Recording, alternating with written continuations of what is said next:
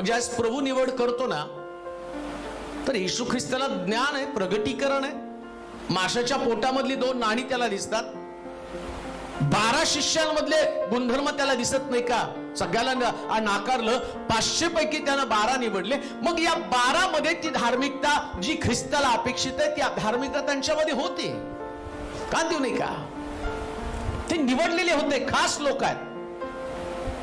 परंतु खास लोकांपैकी एका व्यक्तीला, ऐका बर का, मौंदी गुरुवार, मौंदी थर्सडे म्हणून म्हटलं, आता सुद्धा ते जगामध्ये चालू आहे. ती घटना जी शास्त्रामध्ये नमूद करून ठेवली, ती घटना आता सुद्धा जगामध्ये, मंडळांमध्ये याच प्रकारचे प्रॉब्लेम आहेत. कोणते प्रॉब्लेम?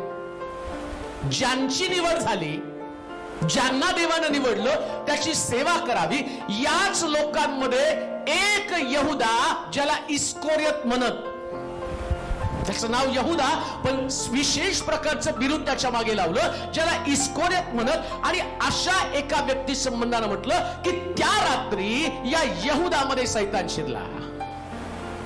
आणि सैतान शिरल्याबरोबर पहिलं जर काम त्यानं काय केलं असेल, तर त्याच्यामध्ये लालूच निर्माण केली, पैशाचा मोह निर्माण केला. तुमच्या लक्षात येतं का? मंडळांमध्ये पण तेच आहे की नाही?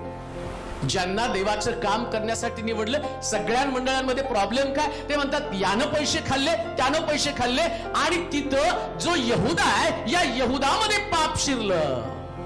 त्याच्यामध्ये एक प्रकारचा मोह निर्माण झाला.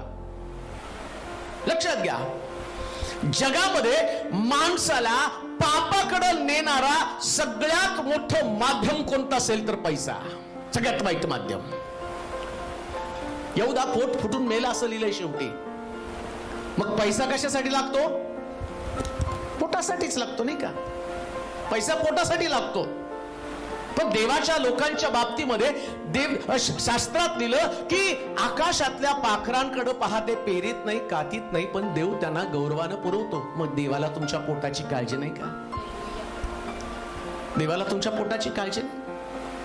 पण कधी कधी यहुदाची प्रवृत्ती जी आहे ना, इतकी घातक प्रवृत्ती. हा निवडलेला येशूचा शिष्य, ही प्रभूची निवड आहे, पण प्रभूची निवड त्यानं 30 रुपयाच्या मोबदल्यामध्ये येशू ख्रिस्ताला विकलं. जगामध्ये सगळीकडे हा प्रॉब्लेम आहे जो त्या काळामध्ये होता. आणि येशूला शिष्यांना 3.5 वर्षात या सगळ्या धनापासून तुम्हाला अलिप्त राहा म्हणून सांगितलं होतं, नाही का? जिथं तुमचं धन तिथं तुमचं मन.